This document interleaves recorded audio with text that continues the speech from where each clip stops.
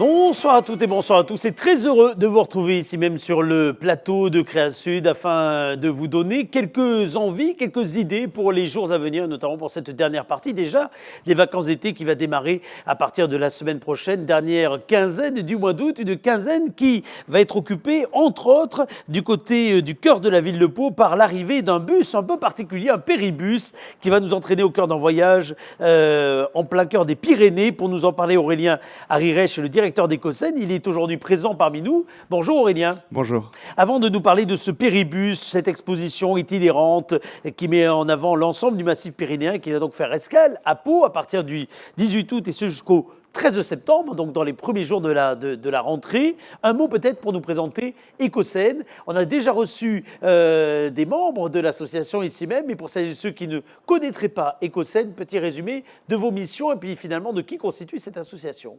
Écossen, c'est une association d'éducation, environnement et au développement durable. Donc, nous allons traverser toutes les thématiques du développement durable, des déchets à l'eau, à la biodiversité, etc. Et notre objectif est de faire de la vulgarisation scientifique, donc de la médiation environnementale. Nous prenons les messages qui proviennent de la recherche notamment et on va les mettre de manière à vulgariser tout ça pour que les citoyens puissent les aborder de manière sereine, avec un objectif, une neutralité. Nous ne voulons pas convaincre, nous voulons juste donner les éléments. Donner l'information et finalement laisser à chacun le libre choix de ses actes, dans sa façon de faire dans le quotidien. C'est bien ça. Tout à fait, puisque chaque citoyen qui entreprend une action, c'est parce qu'il est convaincu de cette action. Si on lui apporte l'information d'en haut et puis il apprend et il ne sait pas trop quoi en faire, ça ne marche pas. Donc s'il est convaincu, il va mener son action et elle va être pérenne. Alors vous allez concentrer les Pyrénées dans 72 mètres carrés de découvertes sensorielles, ludiques, numériques au travers d'une exposition itinérante qu'on va voir s'afficher là sur l'écran, qui était prévue initialement en 32 étapes. Et puis la période fait que sur ces 32 étapes, certaines peuvent se faire, d'autres ne se font pas. Mais en tout cas, celle de Pau va se faire quoi qu'il arrive. Et ça sera donc à partir du 18 août jusqu'au 13 septembre qu'on va s'installer sur le boulevard des Pyrénées, ce qui est, on peut se dire, à la base un bus, et dans le bus, c'est un véritable voyage au cœur des Pyrénées qui est proposé. Tout à fait. Alors cette exposition a été créée par le réseau Éducation Pyrénées Vivantes, donc un réseau transfrontalier d'éducation à l'environnement. Donc on a un bus, en réalité c'est un camion avec une exposition mobile et itinérante. Elle a 32 étapes qui auront lieu de toute façon malgré la période donc un peu plus tard.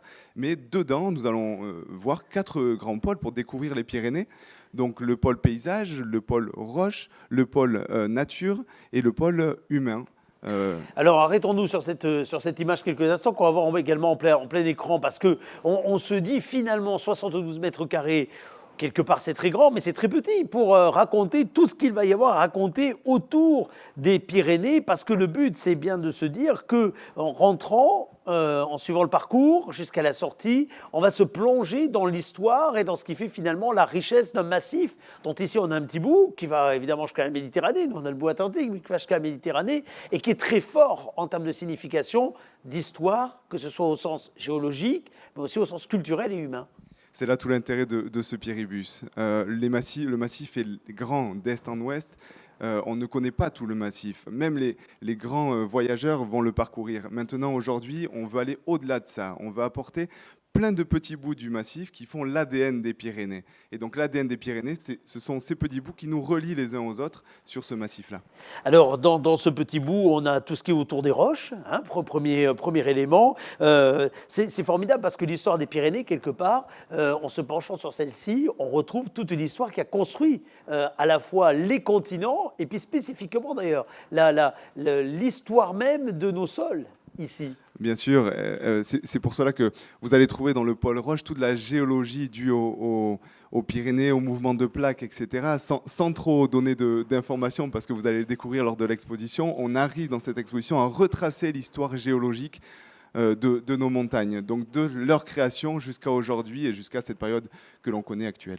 Voilà le pôle roche que l'on voit ici même, avec à côté de celui-ci très vite évidemment les paysages, parce que la roche dessous, les paysages dessus, et ce pôle paysage, il permet de voir quelque part toute la diversité, la combinaison des territoires qu'il y a dans les Pyrénées. Encore une fois, d'est en ouest, on a des paysages très différents finalement. Tout à fait. Et puis ces paysages ont changé selon les époques. Donc on va dans l'exposition retracer ces changements. Donc on découvre des paysages de part et d'autre des Pyrénées, du versant sud au versant nord, d'est en ouest, mais aussi les particularités et les bouleversements de ces paysages. Donc durant les années, on a eu des bouleversements et l'homme a posé son empreinte. Et donc on va voir tout ça, on va retracer tout ça durant l'exposition. La nature, évidemment, avec tout ce qu'il y a autour de des enjeux liés à la préservation, les écosystèmes, tout ce qu'il y a autour également de la biosphère, hein, quelque part, va être traité dans le côté pôle nature. Tout à fait, tout à fait. Alors on va sortir des conflits, on parle beaucoup d'ours, etc. On va sortir de ces conflits-là. Et là, nous avons donc, vu cet angle nature sous un autre angle, on a des espèces qui sont présentes, des espèces endémiques, donc qui sont des Pyrénées, Ouais. et on a des espèces qu'on a introduites. Donc on essaie de retracer toutes ces espèces-là et voir celles qui ont été introduites, celles qui sont naturellement présentes, etc. Donc on découvre les petites subtilités de la faune et la flore locale, mais aussi de tout le massif. Absolument, et que toute la particularité aussi liée à la biodiversité, hein, puisque d'est en ouest, on a également sur le massif et tout autour ensuite des parcs naturels, on a des espaces qui sont des espaces protégés, préservés, particuliers, qui chacun raconte une histoire très importante dans les équilibres entre l'homme et la nature. Vous avez raison. Et c'est un grand jeu finalement, de cet équilibre-là entre l'homme et la nature. Nous jouons avec la nature au sens propre du terme, hein, j'entends bien. Et donc on va essayer de retracer ces mouvements entre homme-nature, impact de la nature sur l'homme et recréer ce lien qu'il y a toujours eu entre l'homme et la nature justement.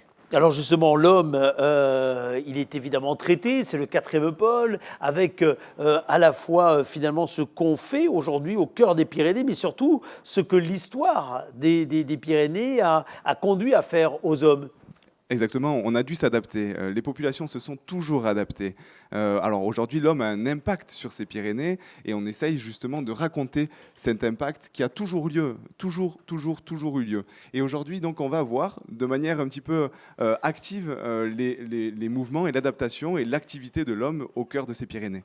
Alors cette exposition, elle va être constituée de différents éléments, outre les thèmes. Dans chaque élément, je crois qu'il y a des animations, puis vous avez tous les gadgets, mais ce n'est pas des gadgets au sens péjoratif, mais en tout cas tous les outils qui servent aujourd'hui à quelque part s'immerger totalement à la fois dans l'espace et dans le temps, les casques immersifs, écrans tactiles et autres. Tout à fait. On va trouver des murs sonores, donc, parce que les langues en tout cas sont aussi très importantes dans la culture pyrénéenne, donc on va trouver la diversité des langues. On va trouver aussi de la réalité virtuelle, donc c'est très heureux de voir des personnes qui n'ont pas skié depuis des dizaines d'années et qui mettent le casque de réalité virtuelle et qui vont skier. Ah, c'est formidable ça, en plein été. En plein En plein été, en plein c'est été. bien, Donc c'est bien. il y a aussi du parapente. Vous pouvez pratiquer du parapente par réalité virtuelle, ce qui est aussi quelque chose d'extraordinaire pour beaucoup. Et après, vous avez des choses beaucoup plus simples au niveau technologique, mais qui sont d'autant plus efficaces, comme vous allez pouvoir toucher de vraies pierres des Pyrénées,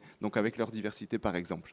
Absolument. Alors, j'aimerais qu'on voit les diapos en grand écran, s'il vous plaît, pendant qu'on continue à dialoguer nous ensemble, parce que on le voit bien, ces programmes sont à la fois destinés, je dirais, aux familles, notamment pendant l'été, mais vont être destinés également, j'imagine, aux scolaires.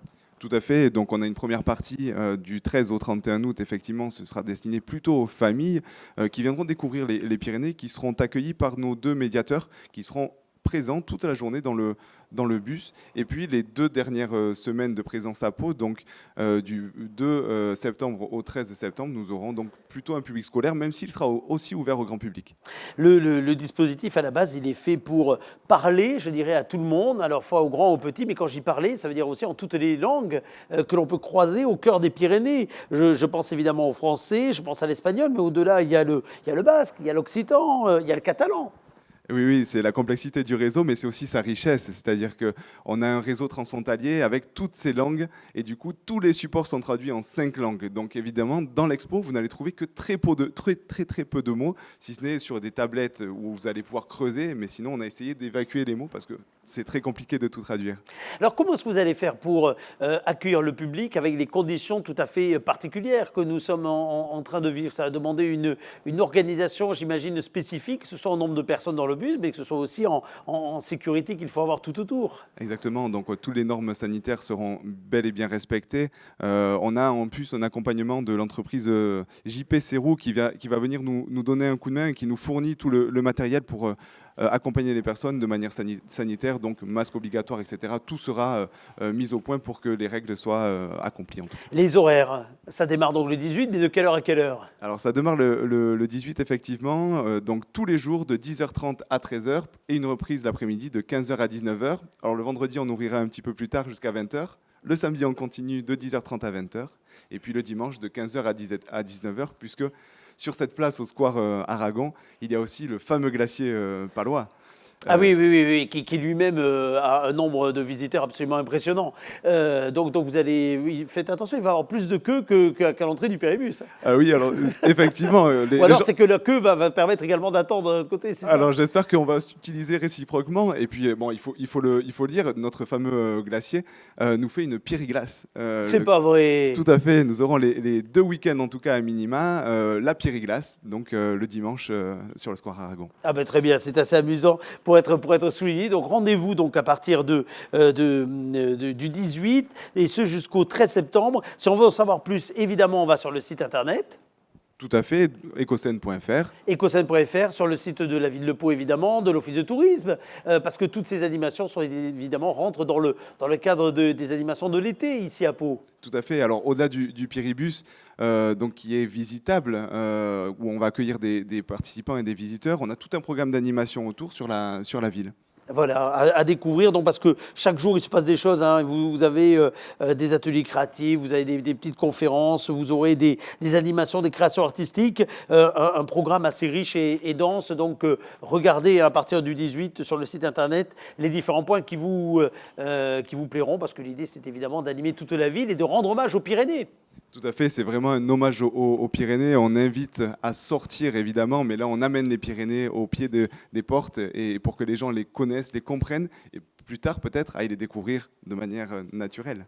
Merci beaucoup. Il y aura d'autres rendez-vous, j'imagine, de la part d'Ecocène à partir de la rentrée. Le programme se construit. Tout à fait. Donc la semaine du développement durable, notre semaine annuelle, aura lieu. De quand à quand? Alors qui aura lieu au mois de novembre. Au mois de novembre, d'accord, très bien. Et puis la semaine européenne de réduction des déchets aussi, qui aura lieu au mois de novembre aussi. Merci beaucoup d'avoir été avec nous, Aurélien Arirech. On se retrouve nous dans quelques instants avec d'autres informations que nous allons partager avec vous. À tout de suite. Merci.